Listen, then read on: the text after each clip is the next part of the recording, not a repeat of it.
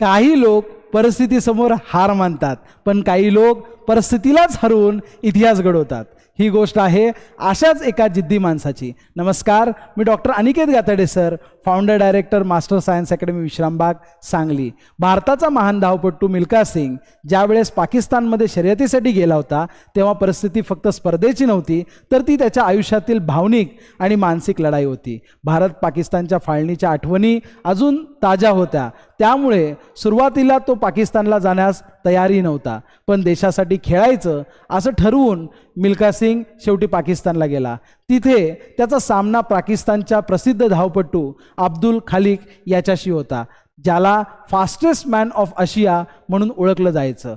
शर्यत सुरू होण्याआधी वातावरण खूप तणावपूर्ण होतं. प्रेक्षकांची गर्दी, प्रतिस्पर्ध्याच्या प्रतिमा आणि बाहेरून येणारा दबाव सगळं काही त्याच्या विरोधात वाटत होतं. अशा वेळी पाकिस्तानच्या कोचने त्याचा आत्मविश्वास कमी करण्यासाठी म्हटलं, मिल्खा सिंग, ये रेस तुम्हारी जिंदगी की आखिरी रेस हो सकती है. मिल्खा सिंग,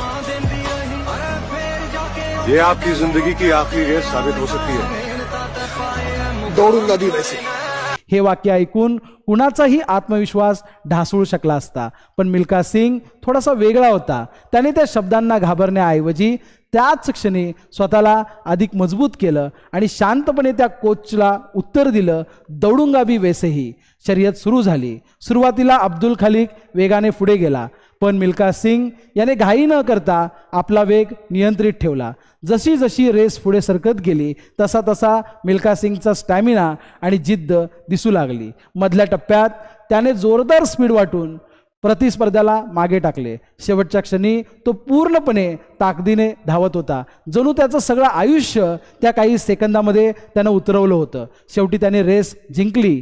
त्या विजयात फक्त स्पर्धा जिंकली नव्हती, तर भीतीवर, दबावावर आणि भूतकाळावर मिल्खा सिंगने विजय मिळवलेला होता. त्याच्या या अद्भुत कामगिरीने प्रभावित होऊन पाकिस्तानचे राष्ट्राध्यक्ष अयूब खान यांनी त्याला म्हटलं, you didn't run, you flu.